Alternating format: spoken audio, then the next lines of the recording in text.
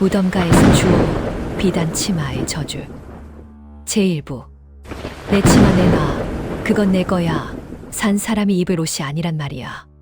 칠흑 같은 어둠 속 썩은 내 진동하는 귀신이 방문을 부술듯이 두드리고 방 안에서는 피를 토하던 아내가 비단 치마에 몸이 조여 비명을 지르고 있습니다. 가난 때문에 눈이 멀어 무덤가에서 주워온 붉은 치마 한 벌이 온 집안을 피바다로 만들기 직전입니다.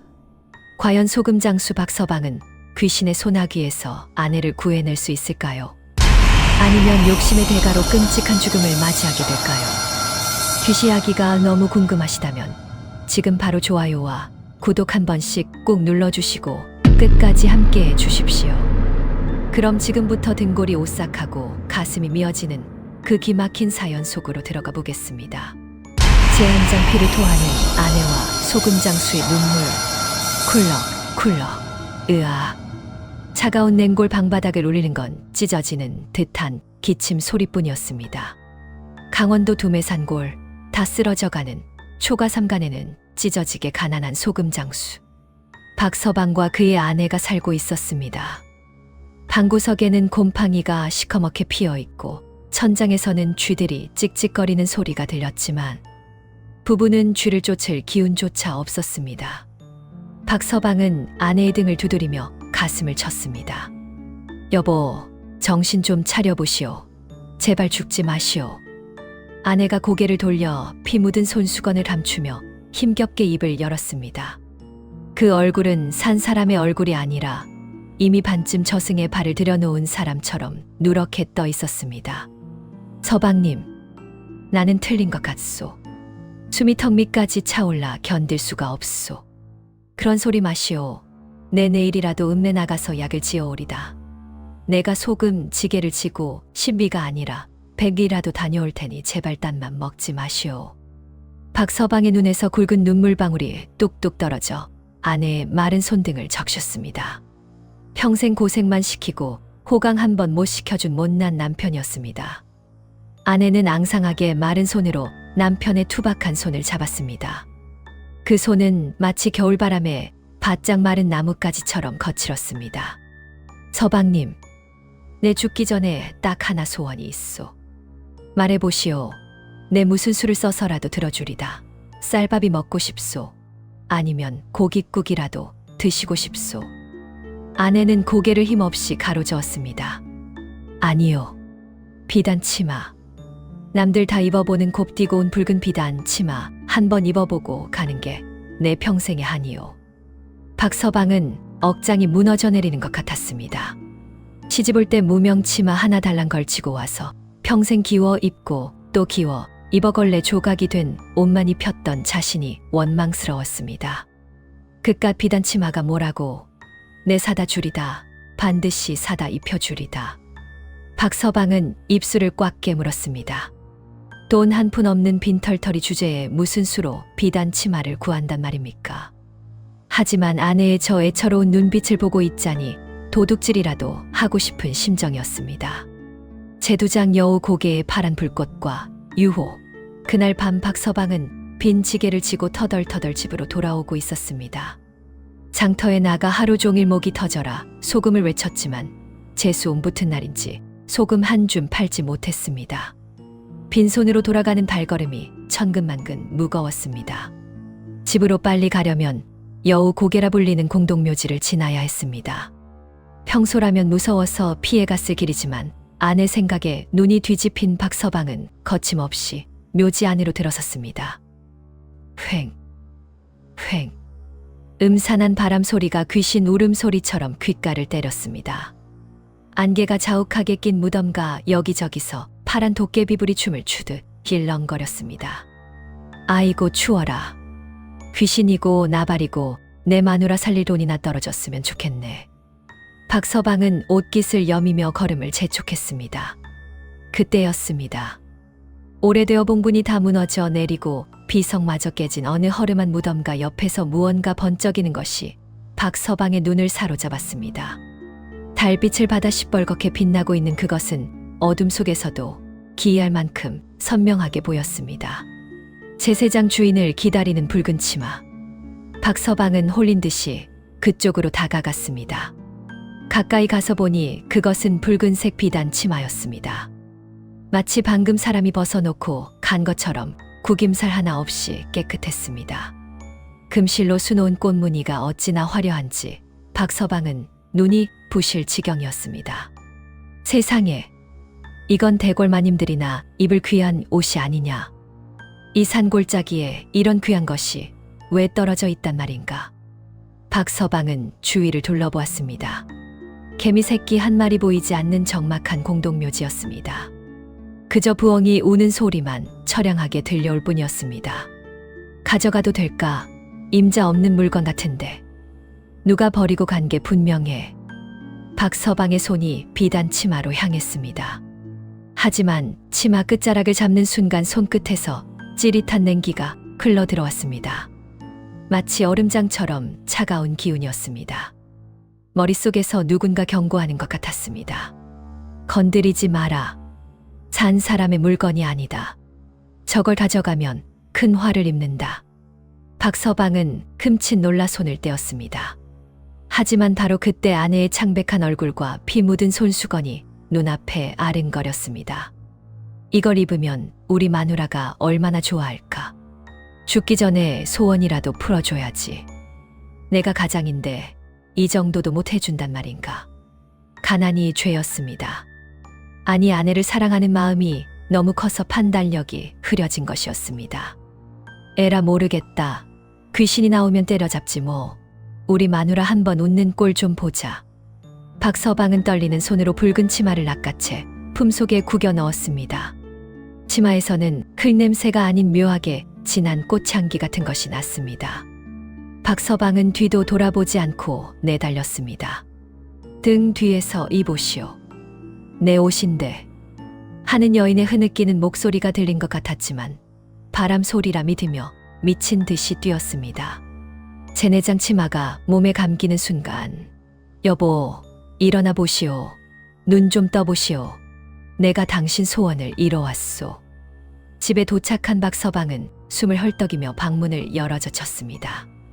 호롱불 아래서 펼쳐진 붉은 치마는 좁고 누추한 방 안을 환하게 비출 정도로 아름다웠습니다. 아내가 개슴츠레 눈을 뜨고 남편을 바라보았습니다.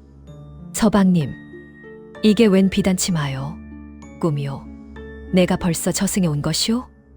아니요, 내가 당신 입히려고 구해왔소. 어서 일어나서 한번 입어보시오. 박서방은 묘지에서 주웠다는 말은 쏙 빼고 아내에게 치마를 내밀었습니다. 아내는 떨리는 손으로 치마를 받아들었습니다. 그리고 힘겹게 몸을 일으켜 비단 치마를 입었습니다. 그런데 정말 기이한 일이 벌어졌습니다. 병들어 다 죽어가던 아내가 치마를 허리에 두르자마자 벌떡 일어나는 것이 아니겠습니까? 핏기 없던 얼굴에는 복숭아꽃 같은 붉은 홍조가 돌았고 쇳소리 나던 거친 기침 소리도 씻은 듯이 사라졌습니다. 아내의 눈동자가 평소보다 더 크고 까맣게 빛나기 시작했습니다. 서방님, 이게 웬일이오? 몸이 깃털처럼 파겹소. 힘이 펄펄 넘치오. 아내는 방 안을 빙글빙글 돌며 덩실덩실 춤을 추었습니다. 붉은 치마가 펄럭일 때마다 방 안 가득 비릿하고 어지러운 향기가 진동했습니다. 그 모습이 아름답다기보다는 어딘가 섬뜩하고 요사스러워 보였지만 박서방은 그저 기뻐서 손뼉을 쳤습니다. 거보시오, 내가 뭐랬소. 당신은 좋은 옷 입으면 낫는 병이었나 보. 박서방은 그것이 죽은 사람의 정기를 빨아들이는 회광반조인 줄은 꿈에도 모른 채 아내의 춤사위를 바라보며 행복해했습니다. 제5장 문 밖에서 들리는 뼈소리. 그날 밤 부부는 모처럼 웃음꽃을 피우며 잠자리에 들었습니다. 아내는 그 굵은 치마를 절대 벗지 않겠다고 고집을 피웠습니다. 여보, 잘 때는 편한 옷으로 갈아입으시오. 실소. 죽어도 안 벗을 거요. 이 치마가 내 살 같고 내 가죽 같아서 너무 좁소. 아내의 목소리가 평소와 다르게 앙칼지고 차가웠지만 박서방은 대수롭지 않게 여기며 잠이 들었습니다. 얼마나 잤을까요? 새벽 2시쯤 되었을 무렵 정막을 깨고 대문 밖에서 이상한 소리가 들려왔습니다. 접어. 저벅. 사람의 발소리가 아니었습니다. 마치 뼈와 뼈가 부딪히는 듯한 딱딱하고 건조한 소리였습니다. 안개 낀 마당을 가로질러 소리는 점점 가까워져 방문 바로 앞에서 멈췄습니다. 박서방은 잠결에 눈을 뜨고 본능적인 공포를 느끼며 문 쪽을 바라보았습니다. 문풍지 위로 산발을 한 머리카락과 꺾인 목을 한 사람 그림자가 어른거렸습니다. 그리고 서리가 낀 듯 차갑고 쩍쩍 갈라지는 목소리가 들려왔습니다. 개시오. 박서방은 심장이 덜컥 내려앉아 숨조차 쉴 수 없었습니다. 누구시오? 내 옷 내놓으시오. 문 밖의 존재가 손톱으로 문풍지를 긁어대기 시작했습니다. 드르르. 끼이. 그년이 입고 있는 내 붉은 치마. 돌려받으러 왔소. 문 열어. 박서방이 놀라 옆을 돌아보자 곤히 잠든 줄 알았던 아내의 눈이 뒤집혀 있었습니다. 그리고 아내가 입고 있는 붉은 치마가 마치 살아있는 거대한 뱀처럼 아내의 허리와 목을 꽉 조여들고 있었습니다. 무덤 주인이 기어이 제 물건을 찾으러 온 것입니다. 이 밤 박서방은 과연 귀신에게서 아내를 지킬 수 있을까요? 제 이부. 제 6장 문틈으로 보이는 썩은 얼굴. 드르르. 퍽. 문 밖에서 문풍지를 긁어대던 손톱이 기어이 창호지를 뚫고 방 안으로 쑥 들어왔습니다. 그 손가락은 살점 하나 없이 앙상한 뼈만 남아 있었고 손톱은 짐승처럼 길고 검게 변해 있었습니다. 박서방은 공포에 질려 턱이 덜덜 떨렸지만 아내를 지켜야 한다는 일념으로 이불을 끌어당겼습니다. 누구냐? 사람이면 당장 돌아가고 귀신이면 썩 물러가라. 박서방이 고래고래 소리를 질렀지만 문 밖의 존재는 아랑곳하지 않았습니다. 뚫린 구멍 사이로 시뻘건 눈동자 하나가 쑥 나타나 방 안을 휘휘 둘러보았습니다. 그 눈동자에는 흰자위가 없었습니다. 오로지 원안으로 가득 찬 건 붉은 핏빛만이 번들거리고 있었습니다. 찾았다. 내 치마. 감히 내년이 내 옷을 입어?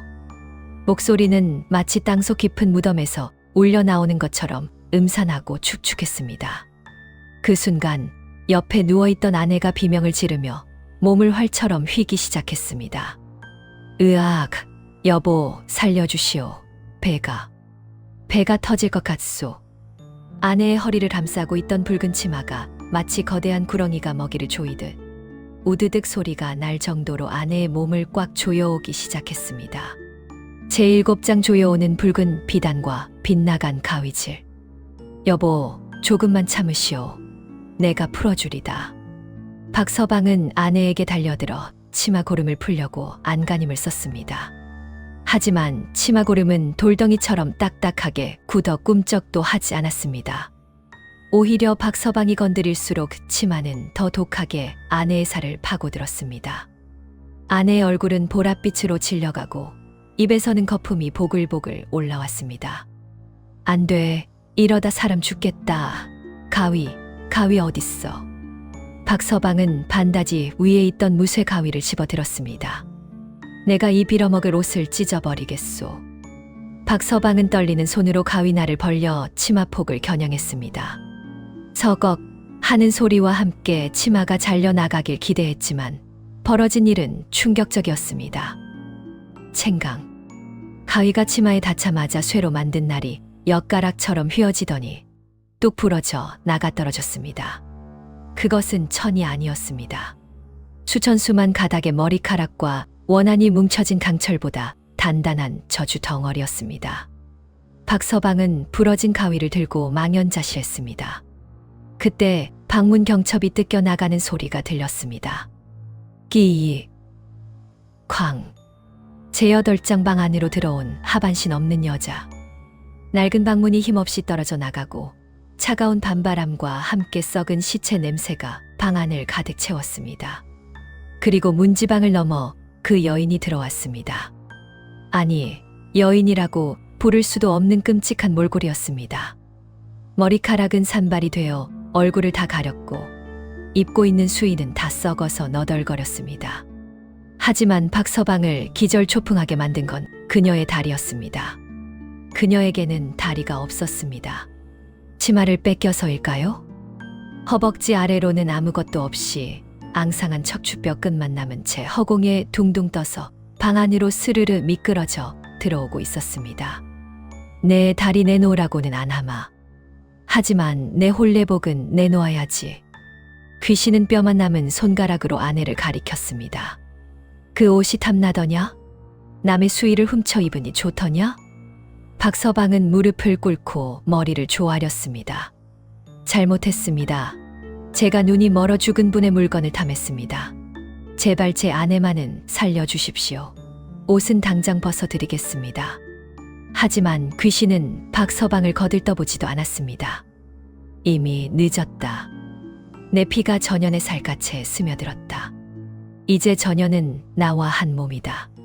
제아홉장 무덤 속 신부의 피눈물. 귀신이 한 걸음씩 다가올 때마다 방바닥에 검은 물이 뚝뚝 떨어졌습니다. 그것은 썩은 피였습니다. 내가 누군지 아느냐? 나는 혼례를 치러 가던 날, 이 고개에서 산적놈들에게 겁탈당하고 죽은 새색시다. 귀신의 목소리에 서린하니 방 안에 호롱불을 꺼트릴 듯 찔렁였습니다. 놈들이 내 옷을 벗기려 할 때 죽어가면서도 이 치마만큼은 뺏기지 않으려 움켜쥐고 죽었다. 내 순결은 뺏겼어도 서방님께 보여줄 이 고운 치마만은 지키고 싶었단 말이다. 박서방은 그제야 자신이 무슨 짓을 저질렀는지 깨달았습니다. 그 치마가 유독 굵었던 이유는 염료 때문이 아니었습니다. 억울하게 죽은 신부가 토해낸 피눈물과 죽어가며 흘린 선혈이 붉게 물들어 만들어진 색이었던 것입니다. 그런 귀한 옷인 줄 모르고. 흑흑, 제발 용서해 주십시오. 용서, 산적놈들이 나를 죽일 때도 용서를 빌더냐? 너희 산 사람들은 다 똑같아. 남의 것을 탐하는 도둑놈들. 귀신이 소리를 지르자 방 안의 그릇들이 와장창 깨졌습니다. 귀신의 머리카락이 살아있는 뱀처럼 꿈틀거리며 박서방의 목을 감으려 달려들었습니다. 제열장 끌려가는 아내와 낯을 든 남편. 으아. 박서방은 뒤로 나자빠졌습니다. 그 틈을 타 귀신은 아내의 머리채를 휘어잡았습니다. 가자. 나와 함께 내 무덤으로 가자. 내가 내 대신 이 옷을 입고 무덤을 지켜다오. 귀신이 손을 획 잡아당기자 붉은 치마를 입은 아내의 몸이 깃털처럼 가볍게 들려 문 밖으로 질질 끌려나가기 시작했습니다. 서방님, 서방님, 살려주시오. 뜨거워. 몸이 불타는 것 같아. 아내의 처절한 비명이 밤하늘을 갈랐습니다. 박서방은 정신이 번쩍 들었습니다.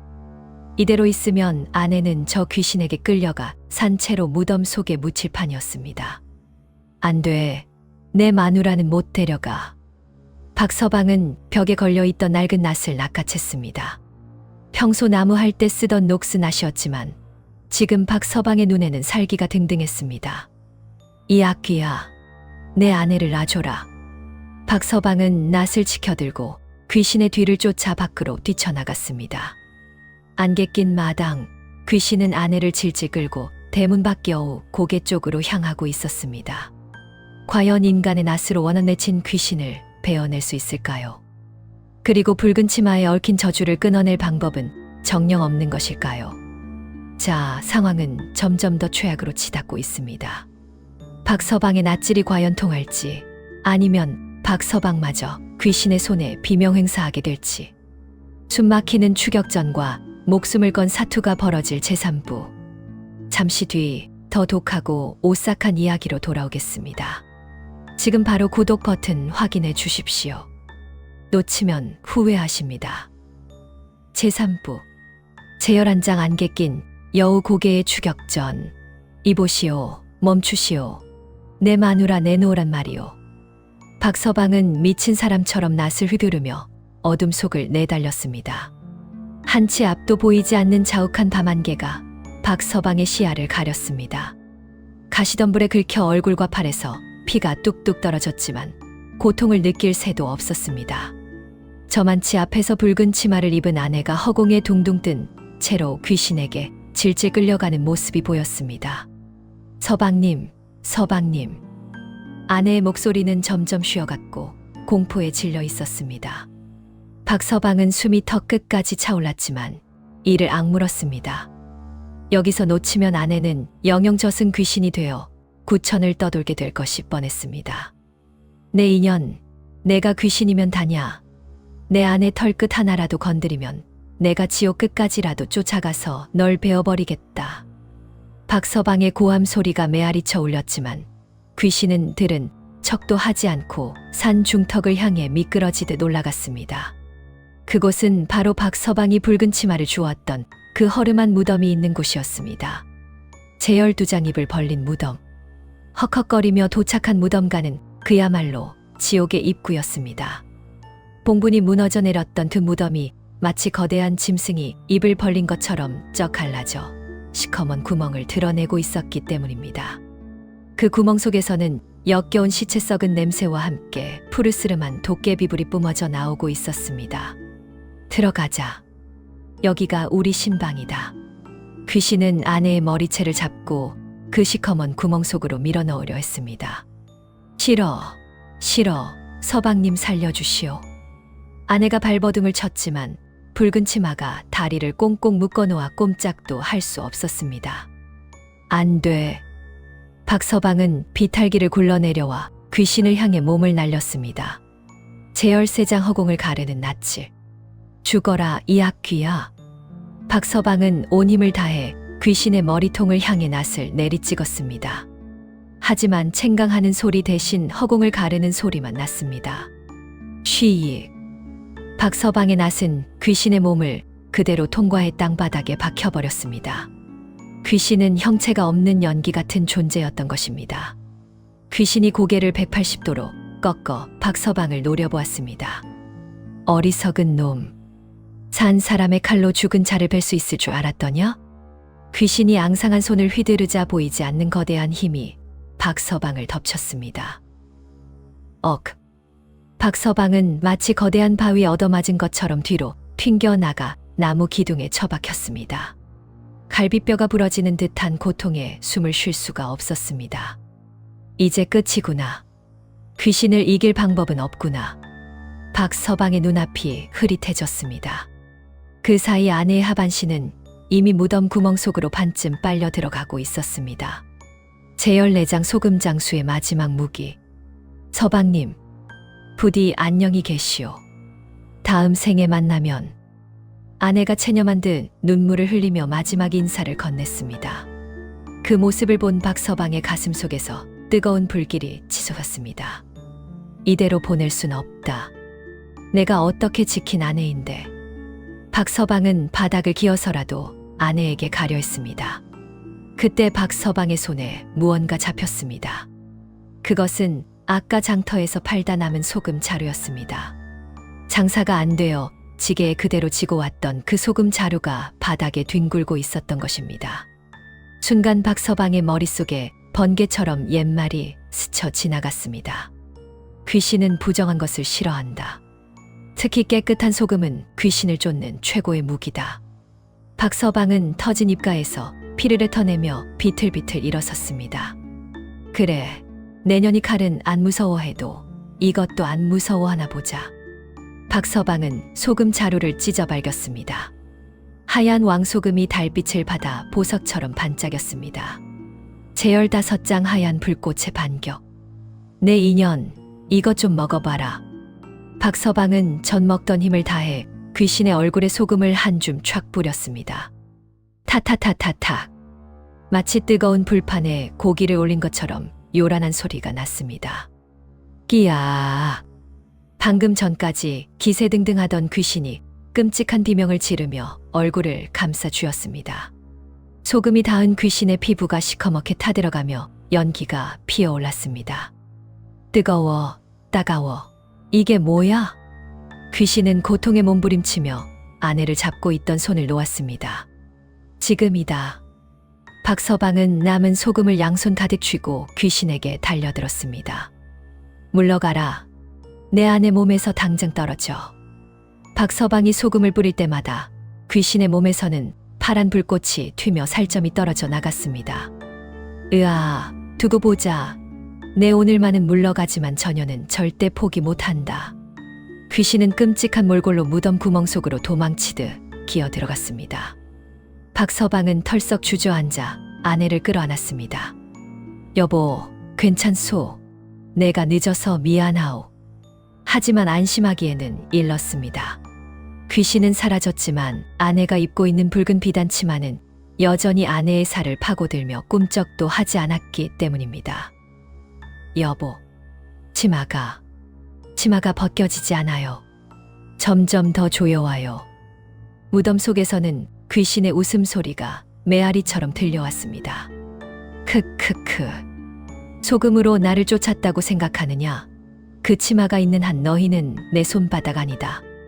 내일 밤 다시 데리러 가마. 박서방은 절망했습니다. 소금으로 귀신을 쫓아내긴 했지만 저주받은 치마를 벗겨내지 못하면 아내는 결국 죽게 될 운명이었습니다. 날이 밝으면 더 끔찍한 일이 벌어질 것 같은 불길한 예감이 들었습니다. 과연 박서방은 이 질긴 저주의 끈을 끊어내고 아내를 살릴 수 있을까요? 이제 마지막 최후의 결전만이 남았습니다. 재열여 섯장 해가 뜨면 죽는다. 날이 밝았지만 부부에게는 희망이 보이지 않았습니다. 귀신은 물러갔지만 아내의 허리를 감은 붉은 치마는 더욱더 맹렬하게 조여오고 있었기 때문입니다. 여보, 숨을 못 쉬겠소. 갈비뼈가 부러진 것 같소. 아내의 얼굴은 이미 햇빛이 되어 죽은 사람과 다를 바가 없었습니다. 박서방은 미칠 것만 같았습니다. 이대로 밤이 되면 그 귀신이 다시 찾아와 아내를 무덤 속으로 끌고 갈 것이 뻔했습니다. 그때 마을 어귀를 지나가던 늙은 스님 한 분이 박서방네 집 앞을 지나다 멈춰 섰습니다. 이 집에서 송장 썩는 냄새가 진동을 하는구나. 산 사람 목숨이 경각에 달렸어. 박서방은 버선발로 뛰어나가 스님의 바짓가랑이를 잡고 매달렸습니다. 스님, 제발 살려주십시오. 제 아내가 죽어갑니다. 무덤가에서 주워온 치마가 벗겨지질 않습니다. 스님은 혀를 차며 고개를 저었습니다. 쯧쯧. 죽은 자의 원한이 서린 물건을 탐했으니 그 화가 오죽하겠는가. 그 치마는 칼로도 가위로도 못 자르네. 오직 태우는 수밖에 없어. 태운다고요? 그럼 제 아내까지 화상을 입어 죽지 않겠습니까? 스님은 박서방의 눈을 뚫어지게 쳐다보며 말했습니다. 치마를 태우는 게 아니라 원한의 뿌리를 태워야지. 지금 당장 기름병을 들고 그 무덤으로 가게. 제열 7장 썩은 시체와의 재회. 박서방은 스님이 일러준 대로 기름 한 병과 부시도를 챙겨 들고 다시 여우 고개로 달렸습니다. 대낮인데도 공동묘지에는 으스스한 안개가 깔려 있고 까마귀들이 불길하게 울어대고 있었습니다. 박서방은 문제의 그 무너진 무덤 앞에 도착했습니다. 무덤 구멍 속에서는 여전히 역겨운 냄새와 냉기가 뿜어져 나오고 있었습니다. 박서방은 침을 꿀꺽 삼키고 구멍 안을 들여다보았습니다. 그 안에는 아까 보았던 하반신 없는 썩은 시체가 웅크리고 있었습니다. 그런데 그 시체의 손에는 붉은 천 조각이 들려 있었습니다. 그것은 바로 아내가 입고 있는 치마의 고름이었습니다. 귀신은 무덤 속에 있으면서도 그 끈을 잡고 아내의 목을 조이고 있었던 것입니다. 내 인연, 내가 끝장을 보러 왔다. 박서방은 주저없이 기름병 뚜껑을 따서 무덤 구멍 안으로 콸콸 쏟아부었습니다. 시체의 머리 위로 기름이 흘러내리자 감겨있던 시체의 눈이 번쩍 뜨였습니다. 제열 8장 타오르는 업화. 그악, 내 놈이 감히 내 잠자리를 더럽히느냐. 무덤 속에서 귀신이 튀어나오려 했습니다. 하지만 박서방은 물러서지 않았습니다. 더 이상 내 아내를 괴롭히지 마라. 지옥으로나 가버려라. 박서방은 부시도를 쳐서 불씨를 던졌습니다. 화르르.